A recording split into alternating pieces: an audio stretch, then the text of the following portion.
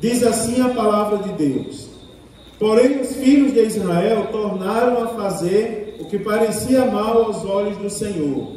Então o Senhor expulsou a Eglon, rei dos Moabitas, contra Israel, porquanto fizeram o que parecia mal aos olhos do Senhor.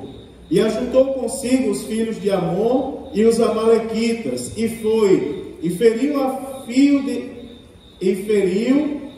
a Israel, e tomaram a cidade das palmeiras. E os filhos de Israel serviram a Eglon, rei dos Moabitas, 18 anos. Então os filhos de Israel clamaram ao Senhor, e o Senhor lhes levantou um libertador, Eude, filho de Gera, benjamita, homem canhoto. E os filhos de Israel enviaram pela sua mão um presente a Eglon, rei dos Moabitas. E Eude fez uma espada de 2 fios, do comprimento de um côvado, e cingiu-a por baixo das suas vestes à sua coxa direita. E levou aquele presente a Eglon, rei dos Moabitas. E era também Eglon homem muito gordo. E sucedeu que, acabando de entregar o presente, despediu a gente que trouxera o presente. Porém voltou do ponto em que estão as imagens de escultura, ao pé de Gilgal, e disse: tenho uma palavra secreta para ti, ó rei. Este disse: cala-te. E todos os que lhe assistiam saíram de diante dele. E Eude entrou no cenáculo fresco que o rei tinha para si só, onde estava sentado, e disse a Eude: tenho para ti uma palavra de Deus. Levantou-se da cadeira. Então Eude estendeu a sua mão esquerda e lançou mão da espada da sua coxa direita, e lhe cravou no ventre, de tal maneira que entrou até a empunhadura, após a folha, e a gordura encerrou a folha, porque não tirou a espada do ventre, e saiu-lhe o excremento. Então Eude saiu à sala e cerrou sobre ele as portas do cenáculo, e as fechou. E saindo ele, vieram seus servos e viram, e eis que as portas do cenáculo estavam fechadas, e disseram: sem dúvida está cobrindo seus pés na recâmara do cenáculo fresco, e esperando até se enfastiarem, eis que não abriu as portas do cenáculo. Então tomaram a chave e abriram, e eis que seu senhor estendido morto em terra. E Eude escapou enquanto eles se demoraram, porque ele passou pelas imagens de escultura e escapou para Seirá. E sucedeu que, entrando ele, tocou a buzina nas montanhas de Efraim, e os filhos de Israel desceram com ele das montanhas, e ele adiante deles, e disse-lhes: segui-me, porque o Senhor vos tem dado a vossos inimigos, os moabitas, na vossa mão. E desceram após ele, e tomaram os vales do Jordão a Moabe, e nenhum deixaram passar. E naquele tempo feriram dos moabitas uns 10.000 homens, todos corpulentos e todos homens valorosos, e não escapou nenhum. Assim foi subjugado Moabe naquele dia, debaixo da mão de Israel, e a terra sossegou 80 anos. Depois dele foi Sangar, filho de Anate, e feriu 600 homens dos filisteus com uma aguilhada de bois, e também ele libertou a Israel. Amém, queridos? Me perdoem as falhas na leitura, é que eu acabei riscando demais a minha Bíblia e fica ruim para ler depois. Eu vou vigiar mais e vou bagunçar menos ali a palavra de Deus. Irmãos, nós estamos no livro dos Juízes, e os primeiros capítulos ali, a primeira parte do capítulo 2 ao início do capítulo 3, foram discursos um pouco pouco mais pesados, porque eu tinha que falar um pouco acerca da situação espiritual e social do povo de Israel. Os irmãos sabem que a situação não era boa. Eles estavam no lugar de retirar tudo que não agradava a Deus da terra de Canaã. A Bíblia nos mostra que eles decidiram seguir a impiedade do povo de Canaã. Os irmãos lembram do primeiro capítulo, onde eles sequestraram o rei Adoni-Bezeque, e a Bíblia diz que eles cortaram os polegares da mão do rei Adoni-Bezeque e cortaram os polegares dos pés. E os irmãos lembram que o rei disse assim: eu fazia isso, eu fiz isso com alguns reis, mas agora o próprio Deus está fazendo isso comigo para me dar de volta, né? Como se fosse Deus castigando Adoni-Bezeque. Nós vimos que, no entanto, era o povo de Deus contraindo para si características de povos ímpios. No lugar de lutarem de joelhos, né, e com fé em Deus, estavam trazendo para si os mesmos costumes dos cananeus. Nós vimos, irmãos, que no lugar de expulsar os cananeus, eles estavam escravizando os cananeus com o argumento de que iam cobrar impostos. Ou seja, os olhos deles não estavam nos mandamentos do Senhor. Os olhos do povo estavam no enriquecimento que eles poderiam ter, não é, dos povos que estavam lá na terra de Canaã. Irmãos queridos, nós analisamos então que isso não era uma coisa boa. Eu falei para os irmãos que quando os patriarcas morreram, particularmente Josué e os seus anciãos, o povo começou a se desviar. E eu disse aos irmãos da importância de nós termos uma liderança dada por Deus. E uma liderança dada por Deus, irmãos, ela é medida conforme a palavra de Deus. Os irmãos, não se enganem, porque o povo de Deus se enganou, por exemplo, quando escolheram Saul como rei, porque Saul era de aparência formosa. Se enganaram. Deus não procura aparência formosa, Deus procura fidelidade com a sua palavra. Uma liderança da parte de Deus, irmãos, é aquela liderança que a gente pode olhar e a gente pode medir em conformidade com a palavra e dizer: não, esse aí foi levantado por Deus, porque vem iniquidade e sai iniquidade, mas ele permanece a mesma pessoa. E nós temos que ter isso no nosso coração. Não podemos nos desviar, irmãos, quando estamos longe da nossa liderança.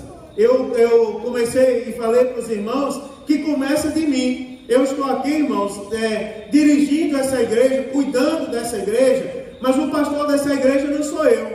Eu respondo por essa igreja hoje, pelo setor e pelos demais que estão sob minha responsabilidade. Agora, o pastor dessa igreja é o pastor de Joinville, só tem um. Ele confiou a mim a responsabilidade de cuidar dessa igreja. Eu estou aqui sob a confiança dele. Agora imagine se eu fosse uma pessoa infiel, nas costas do meu líder eu ia fazer tudo errado aqui. Eu ia dizer: não, agora vai ser do nosso jeito, né? Vamos fazer a nossa maneira porque o líder não está presente. Isso é um perigo, né, irmão? Isso é um perigo em todas as áreas da nossa vida. Agora, é lógico que nós nos detemos um pouco mais a nossa vida espiritual, a área espiritual. Cuidado com o que está tentando você quando você está fora da igreja. Cuidado, inclusive, com o que está chamando a sua atenção quando você está dentro da igreja. E lembre-se que aquele que almeja a mulher do próximo, em seu coração já cometeu adultério. Não é, irmãos? A infidelidade, ela primeiro toma conta do coração.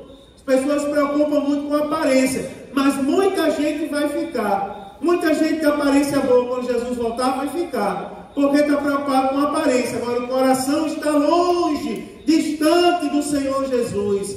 A gente olha e pensa que não, está tudo às mil maravilhas, mas o coração está muitas vezes apodrecido. E a gente estudou aqui nos primeiros capítulos que precisa sarar, precisa limpar, precisa ser puro para poder se encontrar com Deus. Agora, nessa parte do capítulo 3, eu terminei semana passada falando do primeiro juiz, conforme a Bíblia Sagrada mostra o nome, Otniel. E a Bíblia diz que ele foi juiz durante 40 anos. Né? A terra teve sossego 40 anos depois que Deus o levantou. Agora nós vamos falar sobre o segundo juiz, de nome Eude. A Bíblia Sagrada vai dizer, irmãos, que depois da morte de Otniel, a Bíblia diz que agora os filhos de Israel tornaram a fazer o que parecia mal aos olhos do Senhor. Eu falei para os irmãos que o livro dos juízes é um ciclo. Sempre vai começar com o povo apostatando da fé. Infelizmente, o povo olhando para Deus, irmãos, apostatar é negar a fé conscientemente. Hoje eu encontrei com um servo de Deus na fila do banco. E eu disse assim, ele me viu, né? Eu estava lá no caixa fazendo depósito, ele olhou para mim, aí disse assim, ô pastor Mário. Aí eu olhei para trás, pai disse, ô querido. Aí ele olhou para mim e fez os 2 dedinhos. Pai disse, ô abençoado. Eu achei que ele não tinha entendido. Ele fez paz. Como aquela pessoa perdeu o fôlego, né? Paz. E eu disse, mas o pastor chamava um vozeirão para dar paz, se envergonhou, né, irmãos? Mas pastor, isso não quer dizer que o irmão está apostatando da fé, mas começa daí. Começa negando Jesus. A Bíblia diz que a boca fala do que o coração está cheio. Se o camarada não quer dar a paz do Senhor, e cadê? O coração está cheio de quê? Né, irmão? Começa daí. A vergonha é consequência da iniquidade. Se alguém aqui tem vergonha de Deus, irmão, a partir de hoje seja curado em nome de Jesus. Expulse essa vergonha de falar de Deus. A Bíblia Sagrada diz, o povo tornou a fazer o que parecia mal aos olhos do Senhor. E o que acontece então? O Senhor permite que Eglon, rei dos Moabitas, agora faça uma aliança com os Amonitas e com os Amalequitas e perturbe o povo de Deus por um período de 18 anos. Você vai observar, irmão, a iniquidade, o sofrimento é fruto da iniquidade do povo. E quando Deus permite, isso é uma mensagem grandiosa para a gente. Quando Deus permite é porque Ele não está se agradando de alguma coisa. Você vê que todos os ciclos do livro dos juízes, na verdade é Deus querendo chamar a atenção do seu povo. É Deus tentando dizer ao povo, olha para mim, eu estou aqui, eu sou o Deus de vocês. Eu quero abençoar vocês, eu quero fazer de vocês o povo mais abençoado do mundo. Aí por isso que eu estou dizendo, não, vocês não têm que viver iniquidade, vocês têm que olhar para mim. Porque quando vocês olham para a iniquidade e vocês apostatam da própria fé, vocês escolhem o seu próprio caminho. E o salário do pecado é a morte. Irmão, se desfaça de todo e qualquer sentimento que afasta você de Deus. Pare de inventar desculpa para Deus. Eu vou dizer, irmão, pare de inventar desculpa para Deus. Pare de dizer que está cansado para Deus. Pare de dizer que está ocupado para Deus. Você imagina Deus que cuida do mundo inteiro. Imagina Ele olhar para a gente, pastor Pedro, e dizer assim, não, hoje eu não vou cuidar de você não, porque eu estou muito cansado. Imagina se Deus dissesse isso. É o mundo todinho para eu cuidar. Vou deixar hoje vocês aí sem eu cuidar. Já pensou o que aconteceria com a gente? Se Deus deixasse de cuidar da gente um minuto, um segundo sequer. Agora você imagina, por que a gente está inventando desculpa, irmão, para não servir a Deus? Porque a Bíblia Sagrada vai dizer que quando o povo de Deus clamou ao Senhor no versículo 15, aí Deus levantou novamente um libertador de nome Eude. E aqui tem uma palavra maravilhosa para a gente. Porque a Bíblia Sagrada diz, eu fiquei pensando nisso, o que eu vou dizer para o povo hoje? Porque a Bíblia Sagrada vai dizer que Eude se levanta contra Eglon, rei dos Moabitas, e a Bíblia diz que ele vai se levantar, ele coloca uma espada, faz uma espada de um côvado, 44,4 centímetros tinha espada, e a Bíblia diz que ele vai lá e coloca, esconde a espada na coxa, e vai lá e engana o rei Eglon. E a Bíblia Sagrada vai dizer, irmãos, que ele chega para o rei Eglon, eu tenho uma palavra para você da parte de Deus. E quando o rei se descuida, ele vai lá, pega a espada e mata o rei. Eu digo, Jesus, o que é que eu vou falar de Eude? Que ele é um traidor, que ele engana o povo, é um enganador? Mas eu estava meditando nessa palavra, irmãos. Primeiro, Deus não levantou Eude como traidor. Deus levantou Eude como libertador. Deus não ia deixar uma palavra para a gente dizer assim, é lícito você enganar para tirar vantagem. Ele não vai fazer isso porque não seria Deus. Isso vai de encontro à natureza de Deus. Se choca com a natureza de Deus. Agora, o que é que a gente pode fazer aqui? Olhando a palavra, ver se vocês concordam comigo. Quando a Bíblia diz que Deus levanta Eude e fala as características de Eude, ele diz assim, e os filhos de Israel enviaram um presente para Eglon por meio de Eude. Aí a Bíblia Sagrada vai dizer agora que Eude ele vai agir como servo de Deus. Por quê? Porque a primeira coisa que diz que Eude fez aqui foi pegar uma espada de 2 fios de comprimento de um côvado. E eu estava pesquisando na Bíblia que a espada que Eude fez, irmãos, ela tipifica a própria palavra de Deus.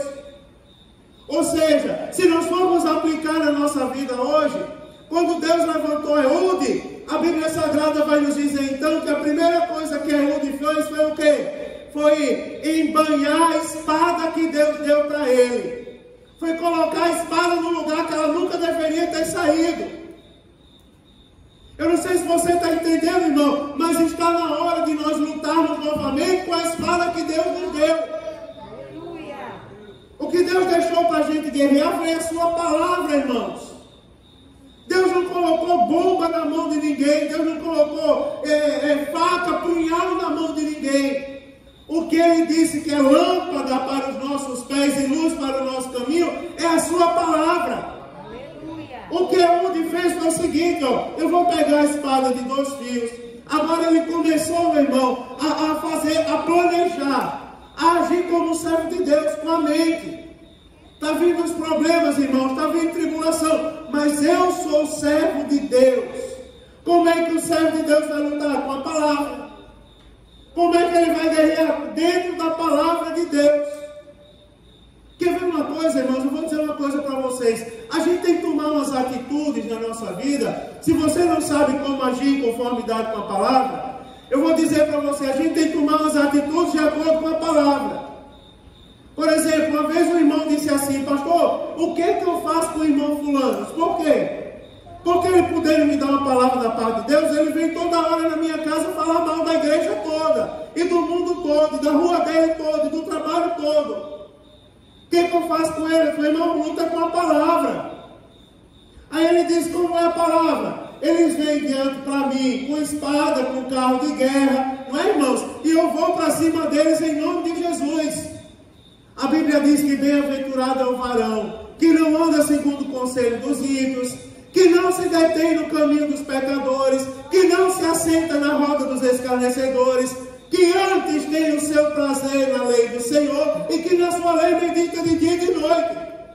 Aí ele disse, o que é que eu faço então? Quando tu observar que o servo de Deus está se aproximando e tu já sabe que ele vai falar mal do mundo todo, tu chama ele para fazer uma oração. Venha fazer uma oração, querido, comigo, antes de você começar a falar. Abraça teu irmão e diz, Senhor, está aqui o teu servo. Venha na minha casa me visitar para trazer uma palavra da tua parte. Diga assim para ele ouvir. Diga, Senhor, eu louvo a ti, porque o teu filho não veio hoje falar mal de ninguém. Teu filho hoje não veio amaldiçoar a vida de ninguém. Ele veio hoje trazer uma mensagem da tua parte para alegrar meu coração. Aí eu disse a ele, quando você disser amém, eu duvido que ele abra a boca para falar mal de alguém. A Bíblia Sagrada diz que é onde se levanta, faz uma espada. E a Bíblia Sagrada diz que agora ele começa uma estratégia de guerra. Qual é a estratégia de guerra? Eu vou lá levar o presente. A Bíblia diz que ele foi, ao versículo 17, e levou aquele presente a Eglon, rei dos Moabitas. E a Bíblia Sagrada diz uma coisa, e era Eglon um homem muito gordo. Irmãos, eu vou dizer uma coisa para vocês, eu não estou falando contra a pessoa, mas essa palavra ela pode ser, ter um sentido de descuidado. Não é que ele era gordo, é que ele era uma pessoa relaxada. Entenda, que a Bíblia quer dizer aqui é que Eglon era um homem relaxado. Não que ele era gordo no sentido de ser mais volumoso, ele era também. Mas o que a Bíblia quer dizer é que ele era um homem que não vigiava. Ele era um rei que não tinha estratégia, que vivia da luxúria. E a Bíblia vai traçar um paralelo agora. E a gente pode observar. Eude foi levantado por Deus. E como foi levantado por Deus? Qual era a estratégia de Eude? A palavra. Agora Eglon não tinha cuidado com a própria vida. A Bíblia Sagrada diz, que foram lá em Eglon, ele estava reinando. Mas sabe onde é que ele reinava? A Bíblia diz que ele estava reinando na sua casa de verão.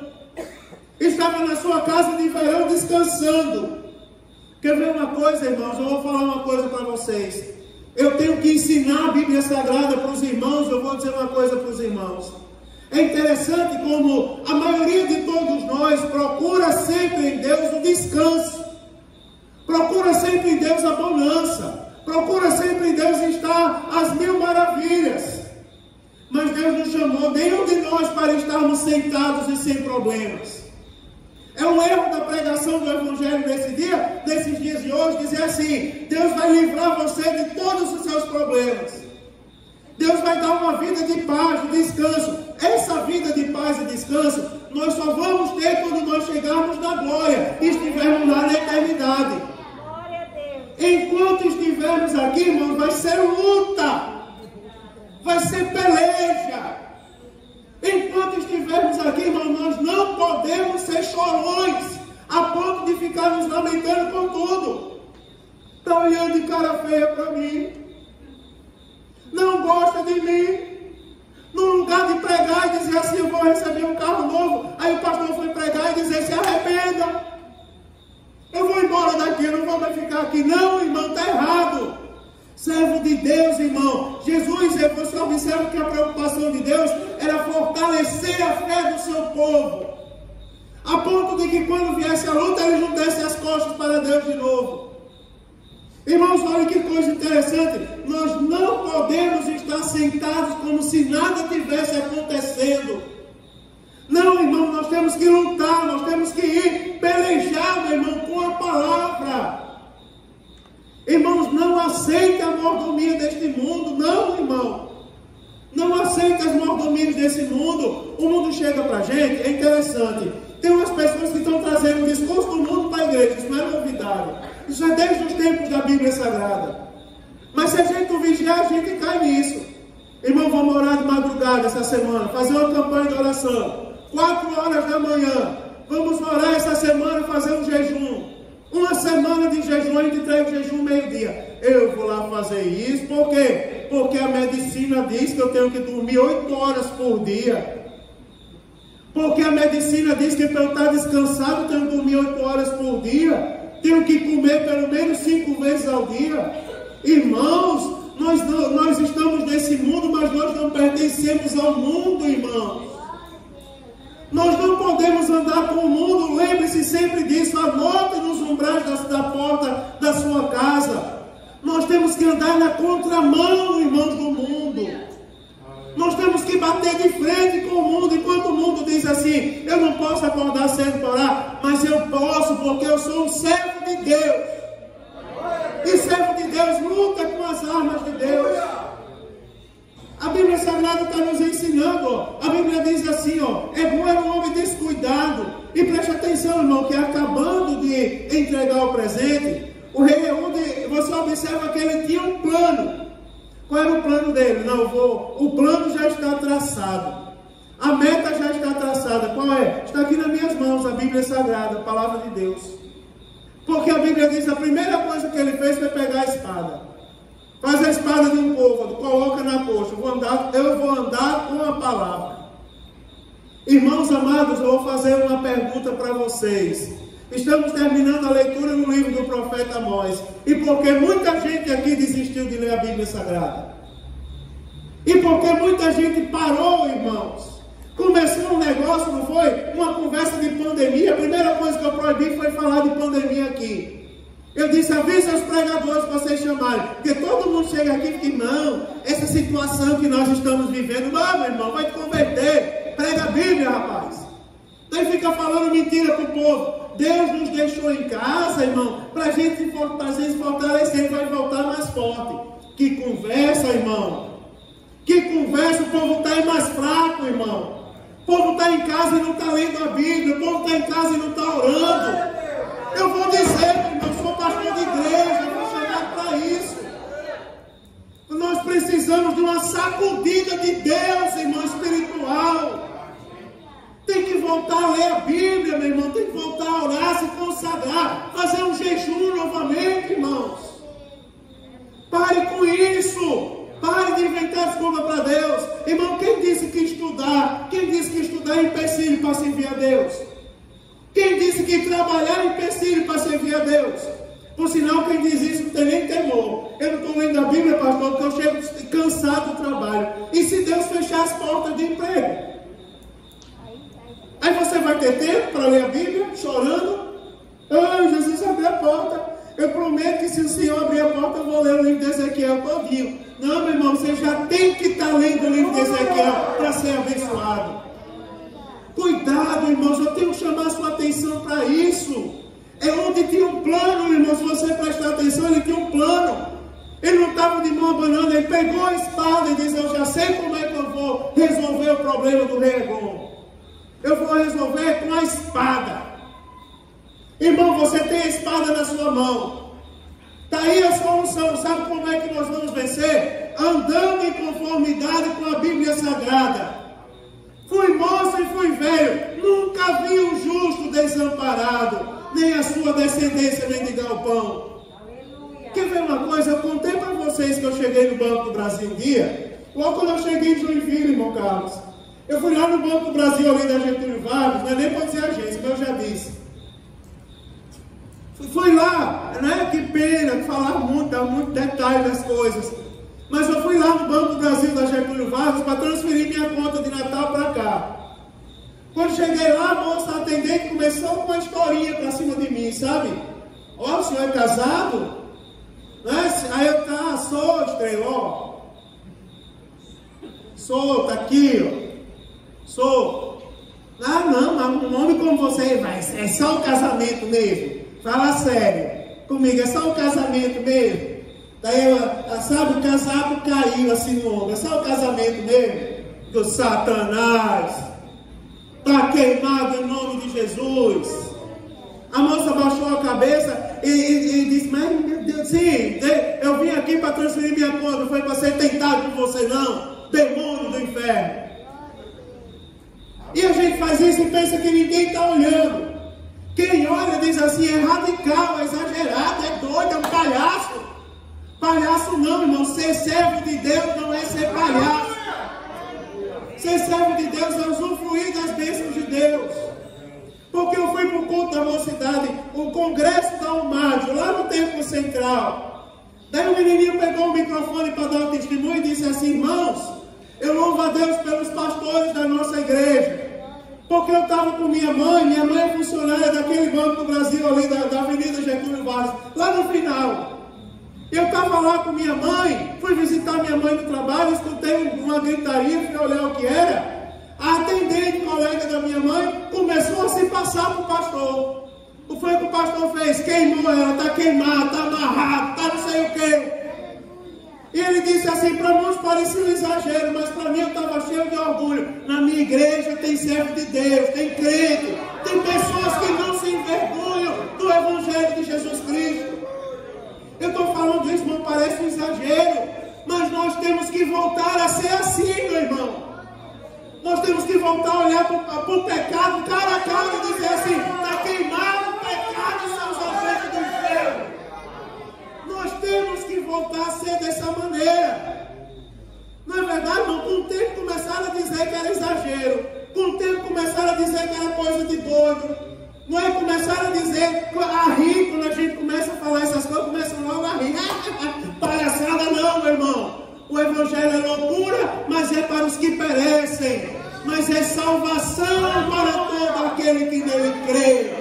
E pratica, meu irmão, o que está escrito nessa Bíblia Sagrada. A Bíblia diz: foi lá, o rei Eglon foi lá. Entregou, meu irmão, entregou um presente para o rei Eglon. Mas a Bíblia diz assim, ó. Sucedeu, versículo 18, acabando de entregar o presente, despediu a gente que trouxeram o presente. Aí a Bíblia diz: porém, o que o rei Eude faz? Voltou do ponto em que estão as imagens de escultura ao pé de Gilgal e disse: Tenho uma palavra secreta para ti, ó rei. Tenho uma palavra para dar só para você. E a Bíblia Sagrada diz que o rei olhou para ele e disse: cala-te.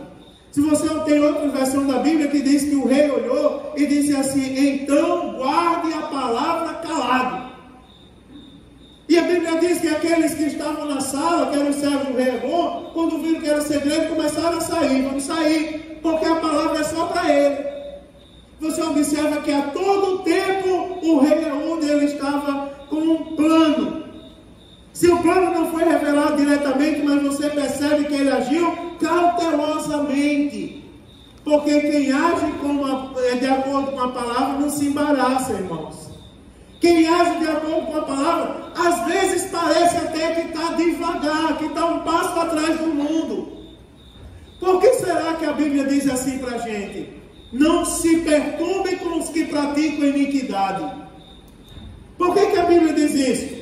Nem tem inveja dos que ricam ilicitamente. Aí a Bíblia diz: porque cedo ou tarde Deus vai ter com eles. Em outra palavra, a Bíblia está dizendo: fica no teu lugar, anda conforme a palavra, vai com prudência. Porque até parece que os que andam com iniquidade, irmão, eles chegam mais rápido lá, mas olha o dedinho, não chega. A Bíblia diz que não permanecem na congregação dos santos. Irmãos, é interessante, o rei Ehud, ele ficou. A Bíblia Sagrada diz que o rei disse assim: então cala. Aí a Bíblia diz: e todos os que ele assistiram saíram diante dele. Aí a Bíblia diz: e Ehud entrou num cenáculo fresco, que era sua casa de verão. E a Bíblia diz que o rei tinha só para ele, onde estava sentado no trono. E disse a Ehud: tenho uma palavra de Deus para ti. Aí a Bíblia diz que o rei Eglon se levantou do seu trono para receber a palavra de Deus. Olha que coisa interessante. É porque a Bíblia vai dizer uma coisa interessante. Então Ehud, olha só, Ehud estendeu a sua mão esquerda e lançou mão da espada que estava na coxa direita. Você está entendendo o que ele fez, né? Com a mão esquerda, pegou a espada que estava na coxa direita. E a Bíblia diz: e lhe cravou no ventre. Olha que coisa interessante aqui. É porque a Bíblia Sagrada diz assim: de tal maneira que a espada penetrou até a empunhadura. Sabe qual é a empunhadura, né? Aquela parte que segura a espada. Entrou toda a lâmina na barriga do rei Eglon. Que a Bíblia diz que foi no meio do seu ventre. A Bíblia fala, irmão, das entranhas saindo, da gordura sujando o fio da espada. Preste atenção, irmão, que a espada de Deus, ela só mata a iniquidade.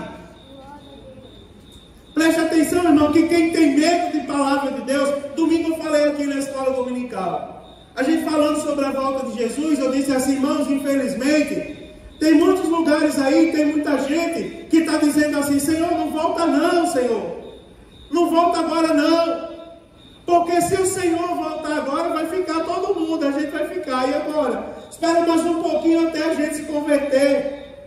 A gente falando domingo sobre as virgens prudentes e as loucas, né? Aí eu disse: tem gente aí, irmão, tem ou não tem?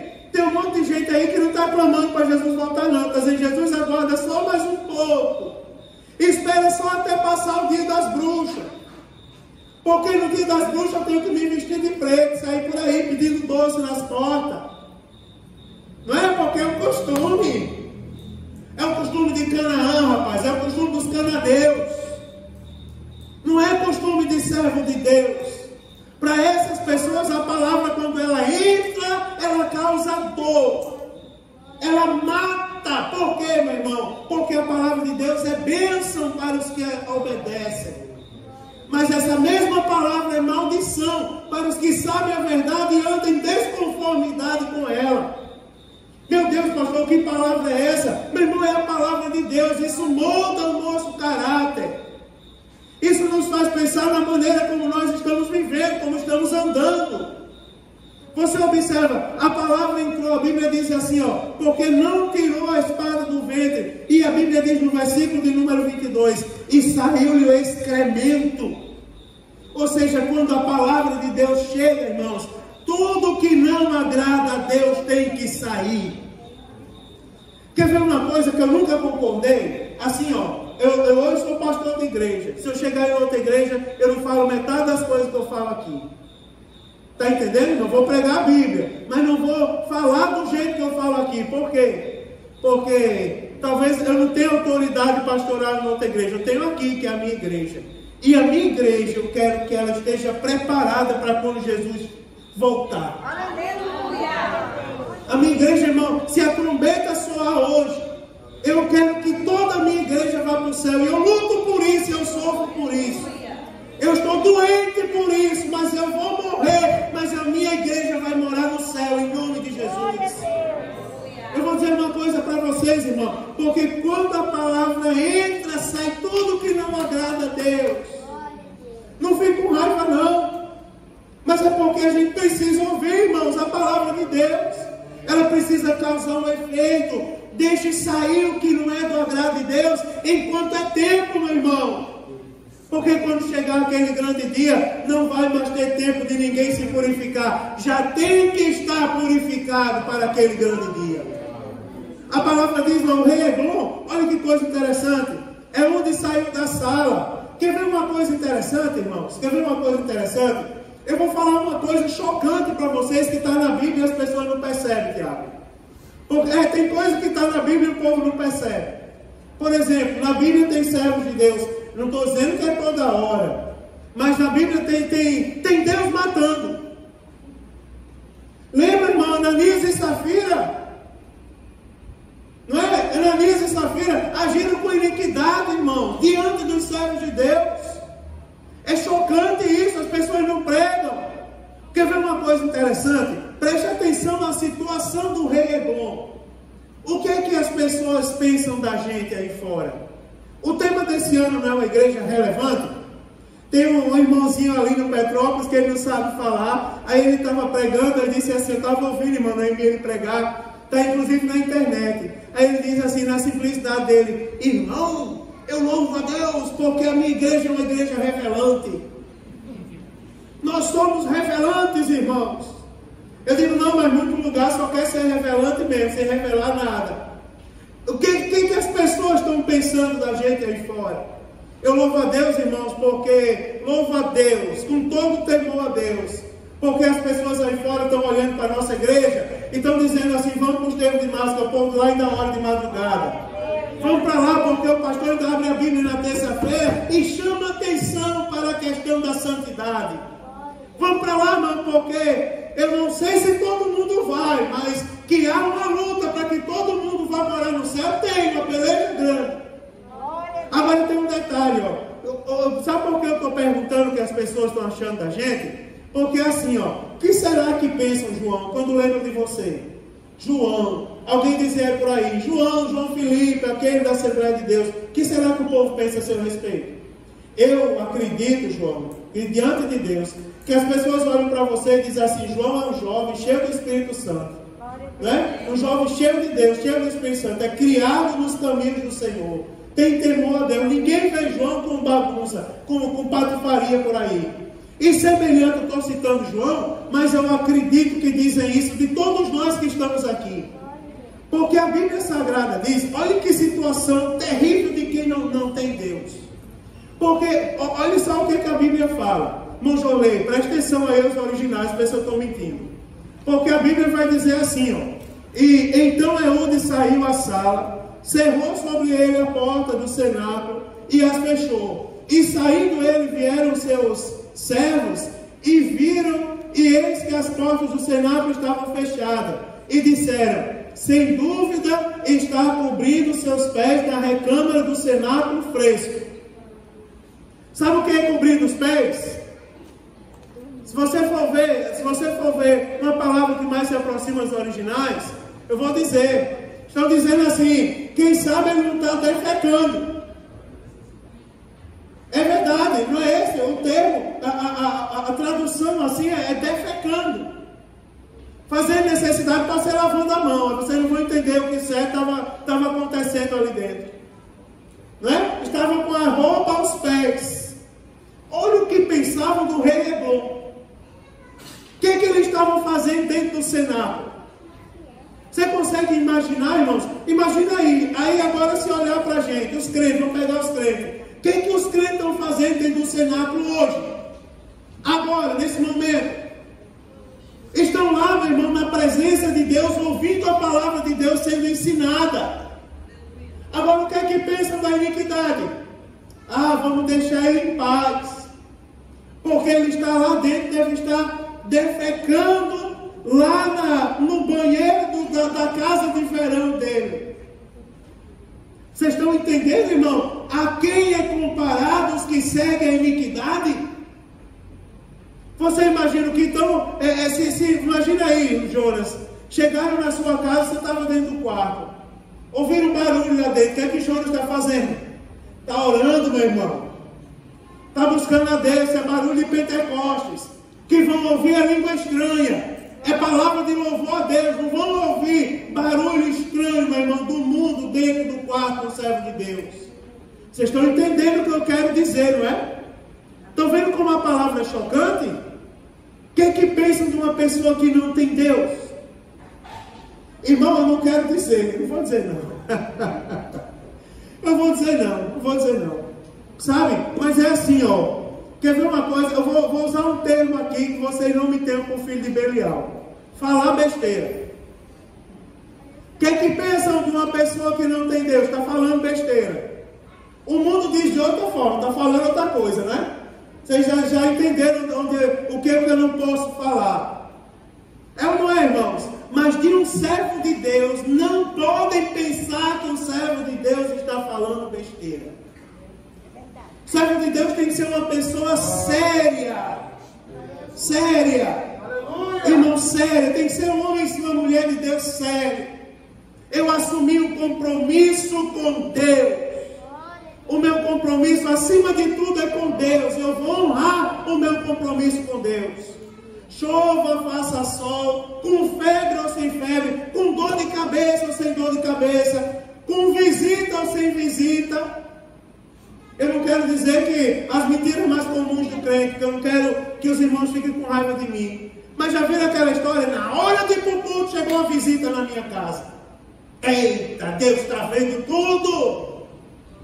Na hora de eu ir, não é? Deixei de ir para o culto, irmão, para brincar de roda com meu sobrinho na área da minha casa. Ô, irmão, Jesus está vendo tudo.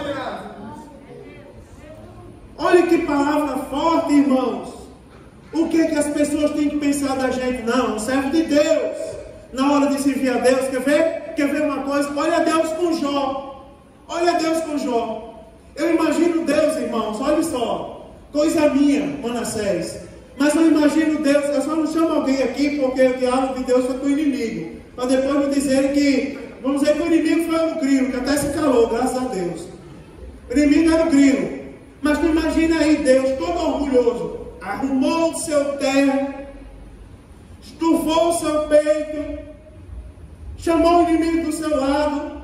Aí, ó, viste o meu servo Jó? Aí, ó, fiel, íntegro, temente a Deus, se desvia do mal. Daí o inimigo tem a ousadia de olhar para Deus e dizer assim: eu vou tirar tudo que ele tem, e ele vai te negar. Deus diz assim: pode tirar, meu amigo, só um toque na vida dele, que a vida dele não pertence a você, pertence a mim. Agora pode tirar tudo dele.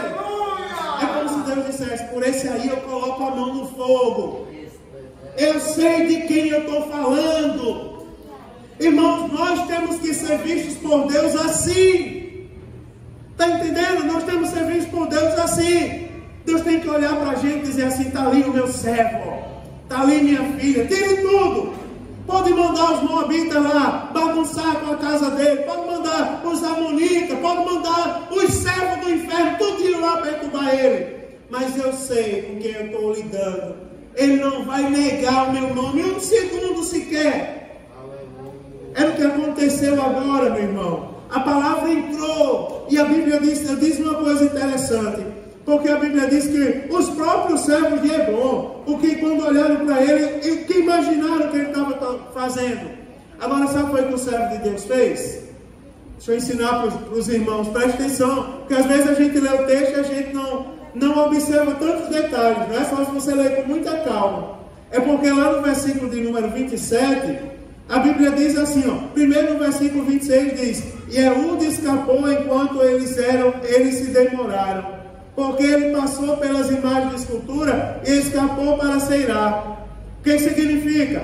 Enquanto eles estavam preocupados lá com os excrementos do rei deles, o que Eude estava fazendo, irmão? Estava pregando a palavra para todo mundo. Estava dizendo a todo mundo que Deus é bom. Quer ver uma coisa interessante? Que a Bíblia diz que enquanto eles estavam lá esperando o rei deles saírem lá de dentro da lama onde ele morreu, onde ele achava que era bom e não era, a casa de verão do rei Eglon significa os prazeres desse mundo, que muita gente está correndo atrás dele. Irmão, vou falar uma coisa aqui, vocês não vão ficar com raiva de mim. Se eu falar, vocês não ficam com raiva de mim, digam amém. Teve algumas pessoas que ficaram caladas. Então eu fico preocupado, eu fico com raiva de mim. Mas na minha época de crente, quando a gente completava ano, completava aniversário, a gente fazia questão de vir na igreja para receber a oração dos aniversariantes. A contagem regressiva, mas não é, você já entendeu o recado. Eu vou falar não, porque são coisas pequenas, mas que Deus está olhando, irmãos, para o nosso coração. Chegou o dia do meu aniversário, o último lugar que eu vou é para a igreja. Vamos para o Beto Carreiro, porque lá não paga. Vamos passar o dia lá, de roupa curta, sapateando, brincando, nos divertindo. Mas dá tempo de voltar para ir para o culto. Eu vou lá para culto, rapaz, no meu aniversário eu tenho direito. Parece forte a palavra, meu irmão. Mas nós somos crentes em Jesus, irmãos. Nós somos crentes em Jesus. No dia do aniversário vai lá, se divertir. Mas na hora do culto tem que estar na igreja para receber a oração, meu irmão. Receber a bênção de Deus sobre a sua vida. Isso é vaidade, não, meu irmão. Onde está o teu coração? Onde está o tesouro da tua vida? Está lá, meu irmão, no Beto Carreiro. Eu vou tirar o Beto Carreiro para não machucar ninguém. Mas está nas coisas do mundo, irmão. Está dando prioridade ao que na sua vida? Meu Deus, o pastor hoje, segura ele. Tira esse pastor daí, em nome de Jesus. Tira não, meu irmão. Porque hoje o povo sente saudade da geração passada que pregava contra o pecado. Vocês têm que louvar a Deus, irmão, porque ainda está sendo ensinada a palavra. Porque a Bíblia diz, olha só o versículo 27, se não se encaixa no que eu digo. Porque enquanto estavam lá adorando o seu rei morto nos seus excrementos, a Bíblia diz assim, e sucedeu que entrando ele, tocou a buzina nas montanhas de Efraim. Preste atenção, ele foi lá e tocou as buzinas. Enquanto o povo estava lá na câmara morta com o rei morto, onde é que os servos de Deus estavam? Cadê Jaziel? Anota aí essa palavra para você pregar domingo. Não é? Onde é que os servos de Deus estavam? Estavam tocando a buzina. Que é tocar a buzina, irmão? Estavam no culto de adoração a Deus, dando glória a Deus e aleluia. Estavam louvando o nome do Senhor. E a Bíblia Sagrada vai dizer assim, ó. A Bíblia Sagrada vai dizer, e os filhos de Israel desceram com ele das montanhas e diante deles.